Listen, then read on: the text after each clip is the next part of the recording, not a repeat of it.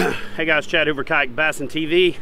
This week I am down here at Bienville Plantation with that guy right there who's on the phone. Sorry. We're trying to start a video, but yeah, it's Chad. I'm at Bienville. Running this like mega huge corporation. You can't sometimes get their undivided attention. Yeah. About to take him out, show him how to catch a bass. I don't know. That guy is Steve Trkla from that company, Torqeedo, and we're here at Bienville Plantation, White Springs, Florida. Well, Steve's gonna finish the call. I'm gonna go teach him how to catch a bass. Ha-ha.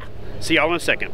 And this dude right there freaking annihilated it. Mississippi. Or wherever he's from. You gotta, down here you gotta drop a syllable out of it. It's Mississippi. So, do you know how you spell Mississippi with only one I? How's that? M-I-S-S-I-S-S-I-P-P-I.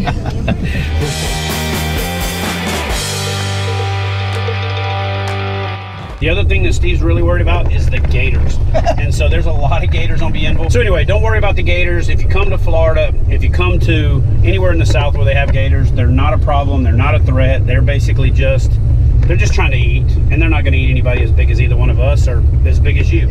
You had made mention this morning that, oh, you could start seeing there's some feeding going on, so you could actually see that. So tell me a little bit more about that. Yeah, I mean, so if you, here's a couple of cues. If you see wading birds, heron, egrets, ibis, you know, those birds that make a living catching little bait fish, like that's what they do for a living. Matter of fact, they're the only true professional fishermen on the water because they make a living doing it every day. Those are your first indication. If they're up in a tree, sitting on a perch, it's not feeding time, okay? That doesn't mean you can't fish then. What that means is you adjust your approach. It means you slow down, you put the lure right in front of their face and you let it set. You're not throwing a spinnerbait, a buzz bait, a topwater, what we call power fishing presentations.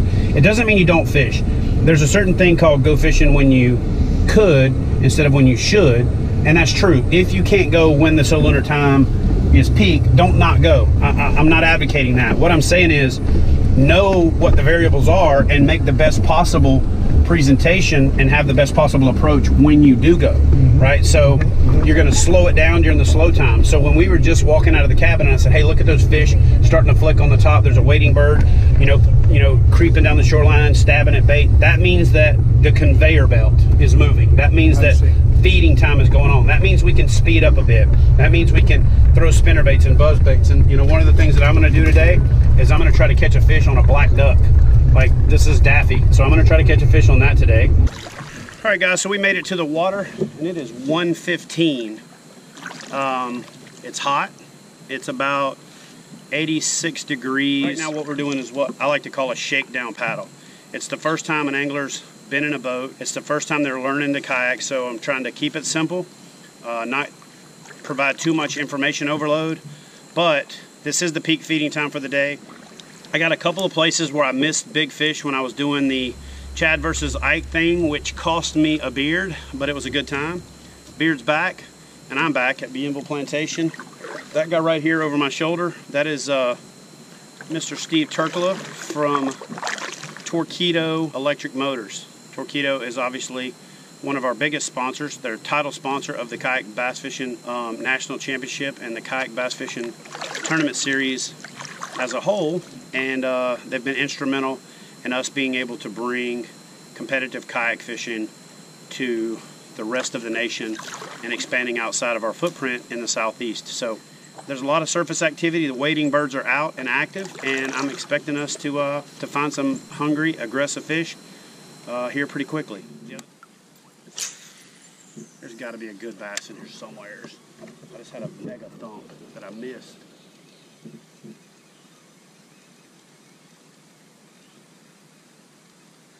There's one in here somewheres.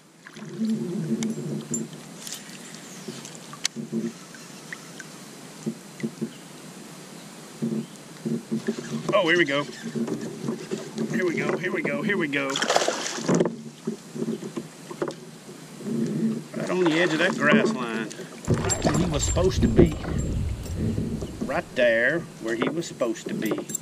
He got every bit of that right there. Got both the trailer hook and the regular hook. And if you see that belly starting to poach out a little bit, they're starting to get aggressive. But I see some bass starting to move around. That's the third one on the spinnerbait. I didn't bring you guys one of them. Oh, there's another one right there at the boat. Like I said, I'm sitting here talking, and this fish is right on the grass line, and just came up and absolutely thumped it. So this time of year, look at that chunk. Look at the size of that thing. They are absolutely keyed in on this shad bite right now. So look at that chunk. What I'm gonna do, guys, is I've got Steve dragging a Cinco. Yeah. Just keep coming down that shoreline, you'll get one.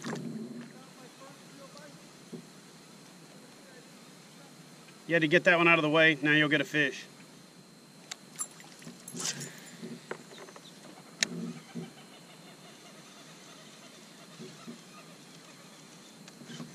Here we go.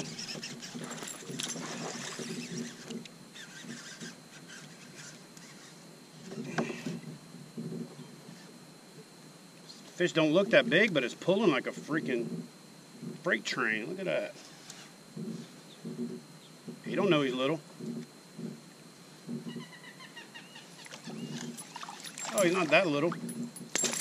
Ow. Chunky little dude right there. Look at that guy. Back to the spinnerbait, and they're gobbling it. Fat little Bienville bass right there.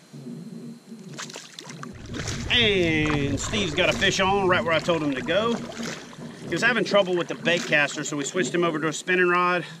About 3-4 casts in, he had a hit, he missed it, and now he's hooked up with one. So let's go over here and see if he lands it. Get on it, Steve.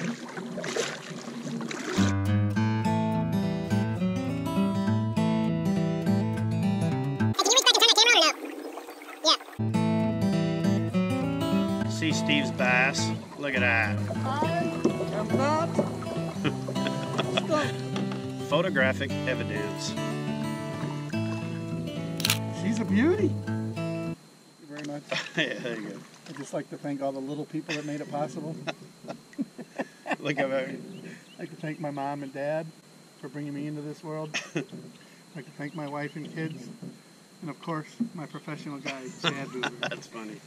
All right, guys, so we are heading out. We got about 30 minutes till dark. We moved over to Thomas Lake. It's the more grassy, lily pad infested lake. Oh my gosh! Guys, I'm sorry that I turned the camera off, but holy crap. I threw this duck and a freaking stud smashed it. Oh, look at this dude right here. Booyah! Yeah, baby! I love it!